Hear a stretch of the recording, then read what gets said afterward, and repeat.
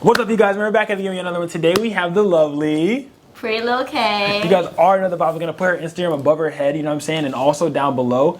So today I brought her in, right? Because I said that I like to empower, you know what I mean? So it's impact over income, of course, you know what I'm saying? So I like to empower people. So today this one's for the models. So I brought her in because I want to give out some tips to models. So like, what are some tips that you have, like for new beginner models, for new beginner models? We'll start there with new beginner models. Some tips that you have for them, and try to go a little bit in depth, like if you can.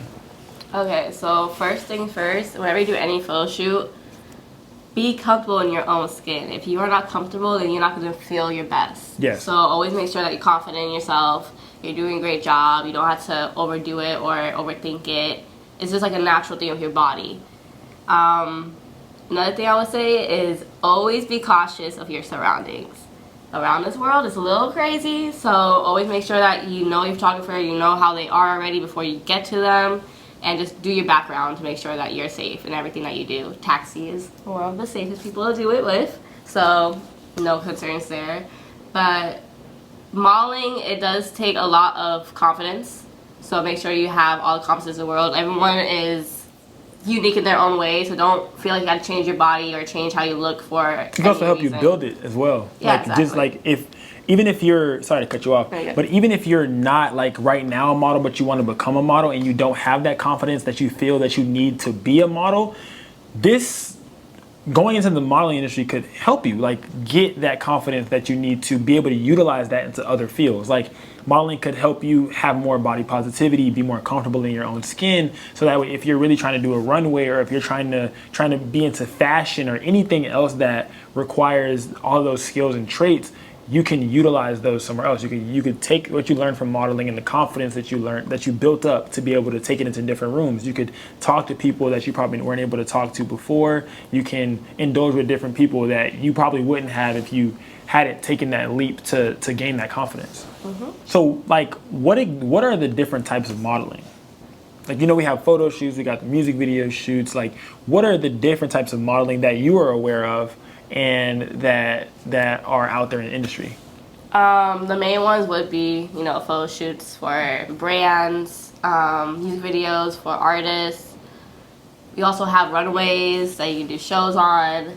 There's a thousand things that models can do that can help the industry. So whatever makes you comfortable and what you're willing to do, just research and find what's best for you. So what do you feel like is some of the, like, how long have you been a model?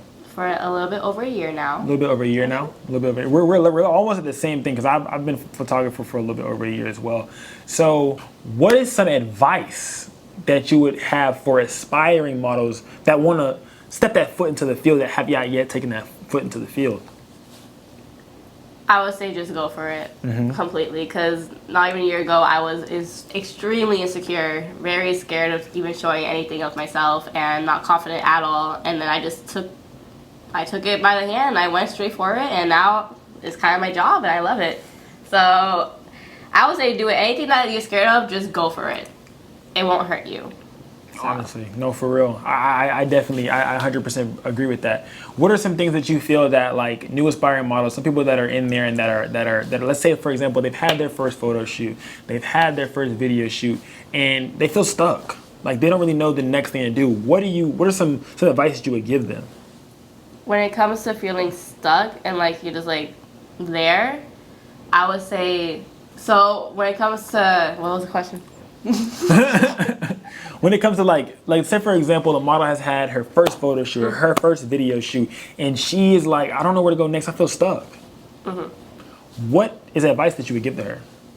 So the only way that I would see it is that you need to be connected. You need to connect with the world, find other researchers, and then find other models who also love to do what you do. Surrounding yourself with people who does what you do is literally the best way of getting where you want to go. I have met so many other people in my life now that also model and dance with me, and now I have made it so far from a year ago. And like, when you say dance, what kind of dancer are you? I am a professional dancer and / go-go dancer.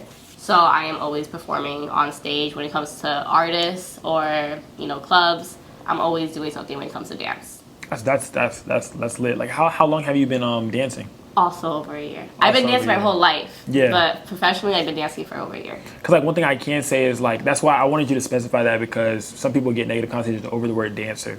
Because like some people's mind go one way, some people's mind go the other way. So like that's why we just like, I wanted you to like identify what type of dancer you are. You know what I mean? Because there's multiple types of dancers. So I just wanted you to specify that.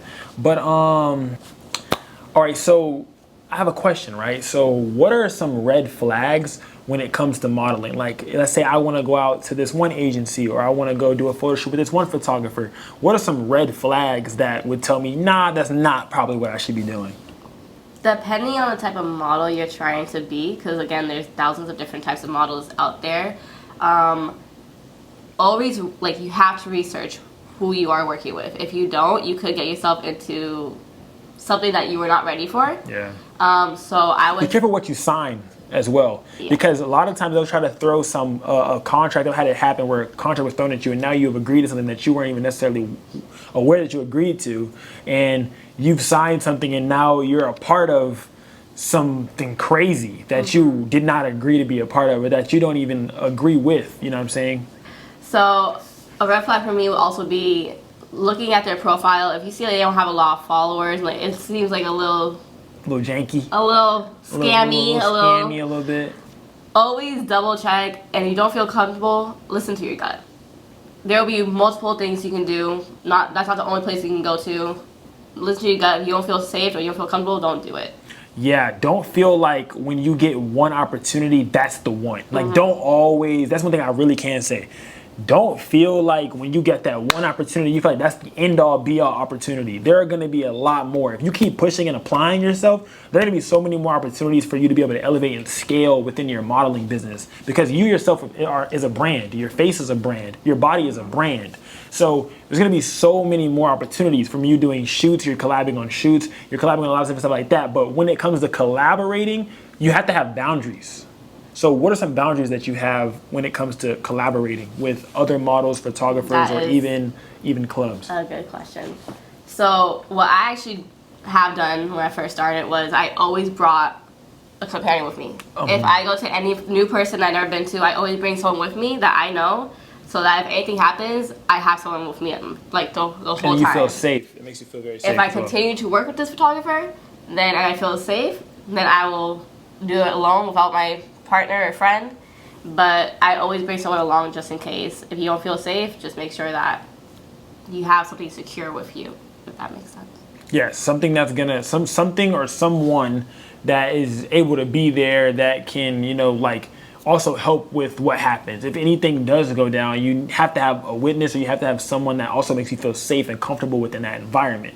So for a backstory, me and Kay have been shooting for like over a year now. We've known each other for about over a year now. So we're she's one of my ambassadors as well, which is why I felt that I should bring her in. You know what I'm saying? Because I'm like, bro, she's been modeling for about as long as I've been shooting. So I'm like, we're both in the same field. We're in the same peer group. We're in the same like niche almost, like photographer, model, hand in hand. You know what I mean? Like videographer, model, hand in hand. Like she does a lot of different types of modeling and different types of dancing. I do a lot of different stuff with cameras. So I feel like we're kind of in the same industry, but like not at the same time. So I was like, I have to bring this video together to try to like answer a lot of questions that people are having. So if you guys have any more questions, please leave them down in the comments. I'll comment back as much as I can. I'll note them down for the next video. If you guys want a part 2 to this or something like that, and you guys have questions as well, like a Q&A, we can answer those questions as well. You know what I mean? For people who are feeling stuck, for people who are feeling unmotivated, we can help you guys out with all of that. So just let me know that you guys want more content like this by smashing the like button, you know what I'm saying, and watching the entire video. If you guys watch the full video, I can tell if you watch the full video. So if watching the full video lets me know that you were really intrigued and you really did like the content that we're putting out here, because this is a talking head video. I understand like we're talking and not much is going on, but we're answering questions. We're bringing value to you guys. You know what I mean? So we want you guys to know and how to take care of yourself when you're going on these shoots, how to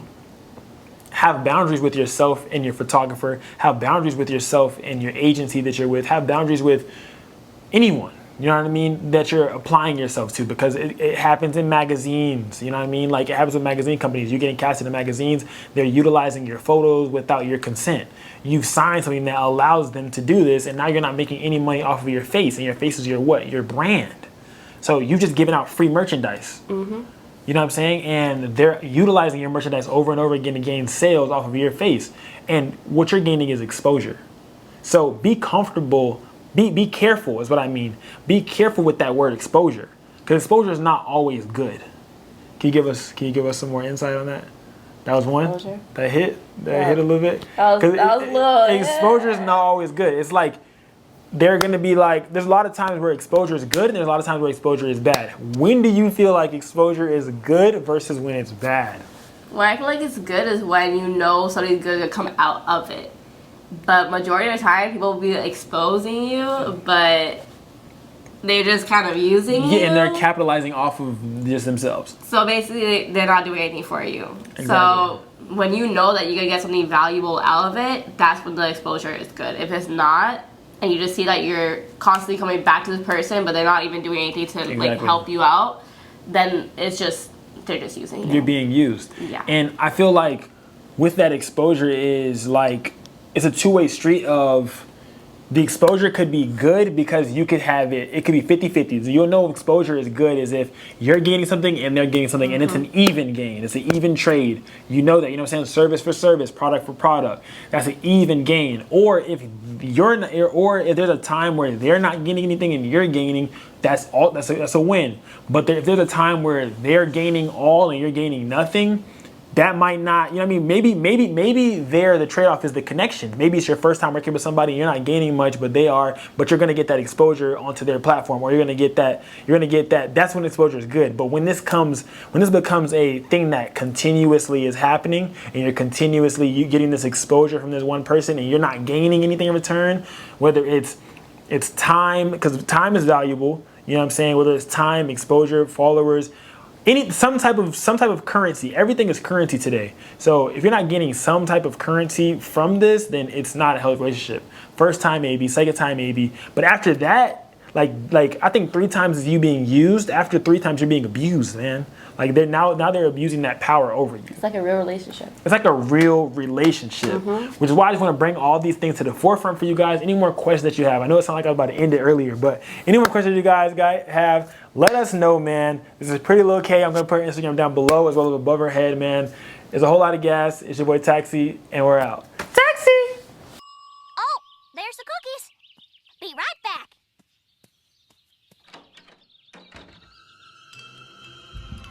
I don't need it. I don't need it. I definitely don't need it.